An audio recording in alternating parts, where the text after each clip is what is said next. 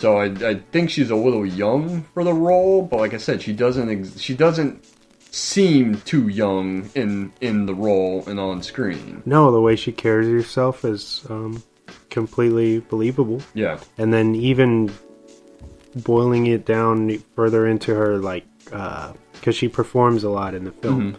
She's which is something that they wanted to make sure that they had an actress that could actually sing. Yeah, so that's really her. Yeah.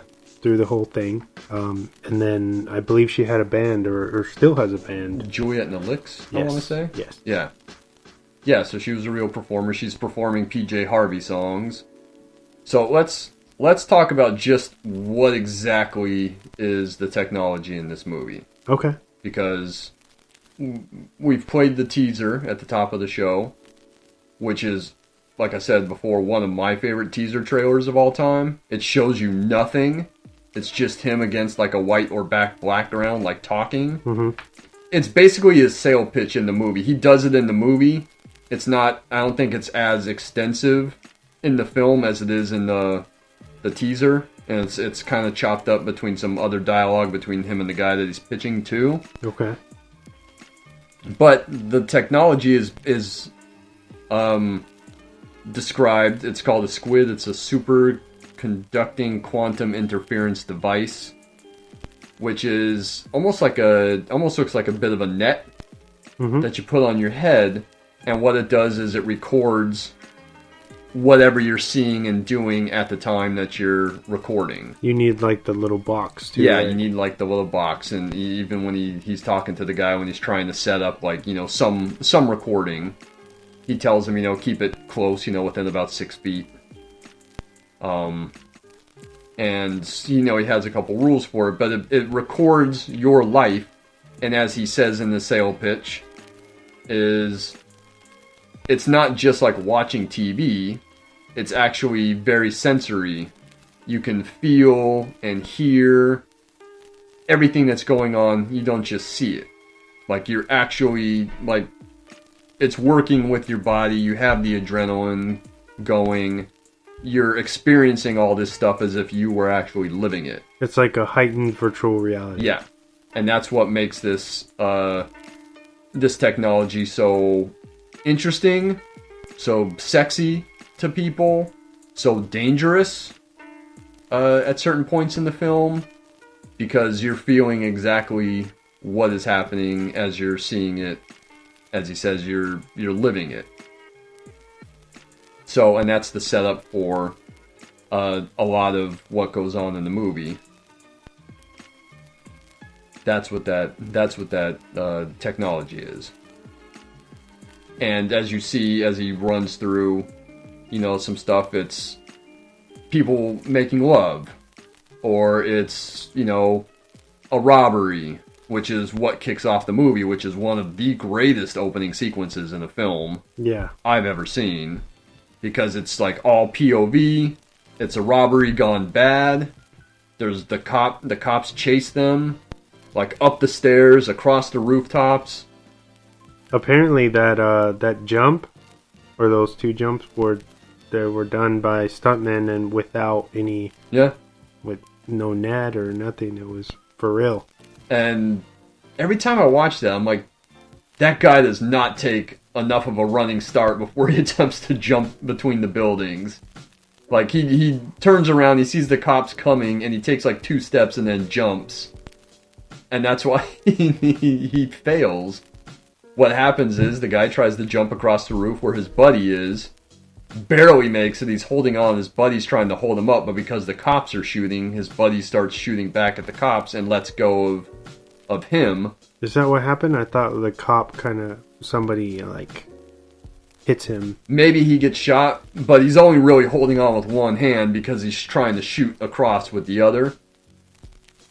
Yeah, maybe you're right. Maybe he does get... I thought he gets clipped and then he lets go of his friend. But it's, you're probably right.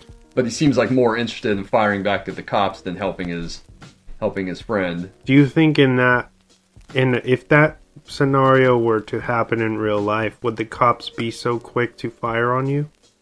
Or would they just be yelling at you from the other side? Do you think that they would fire on you? I don't know, but they had already fired on the cops, so they probably had cause to shoot at them. Oh, okay. But once the guy on the roof... I'm talking into my water bottle because I'm about to take a drink.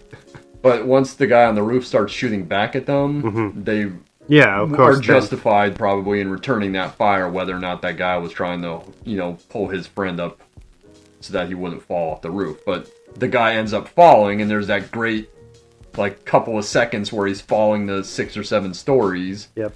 And then it just cuts off. But because Lenny, who's watching the clip at the very beginning of the film, is feeling all this, he feels the death, and it's very jarring to him. And then he gets angry and he pulls off the tech, and he's like, "Oh, I don't deal in snuff because it's a snuff clip. Essentially, is the guy is dying in it, and because it's real and feels real, that's what it feels like to you." That becomes a big through line, huh? Where he's like, "No, I don't do any of that type of shit."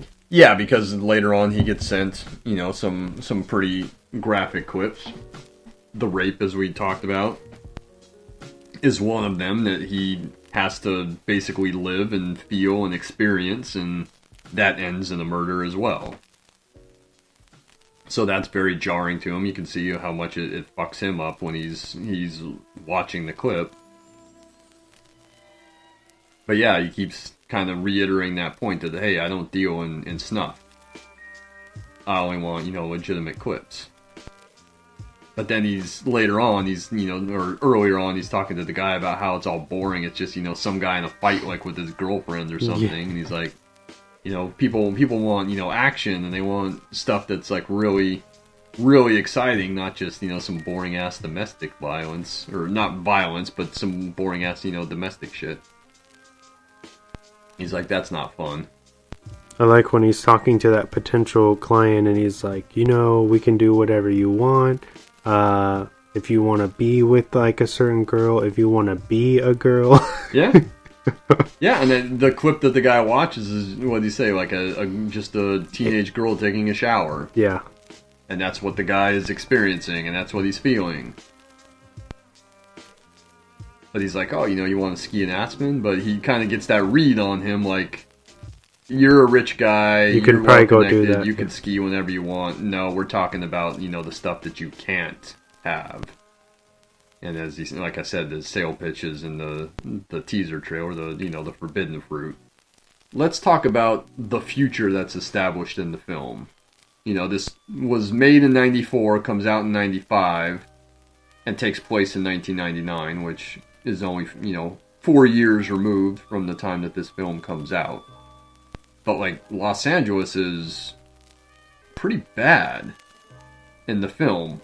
Yes. It's almost become a war zone. And I know that we've kind of seen that in movies before, but this was, a realistic war zone. It's kind of the racial tensions have boiled over.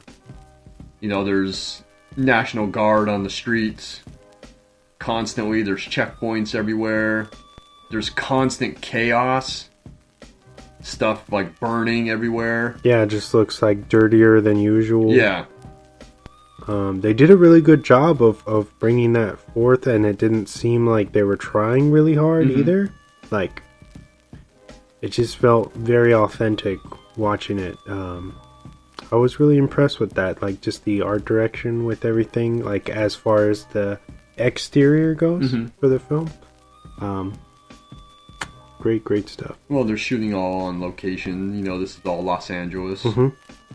It's a near future, but it's also a very kind of scary near future, something that you could definitely see us headed down that road. Yeah. At the time, especially in Los Angeles, which, as you mentioned in the intro, and as Bigelow has said, was one of the main influences on the film was the Rodney King stuff had happened. The O.J. Simpson murders and trial had happened and were going on during production. Biggie and Tupac. Yeah.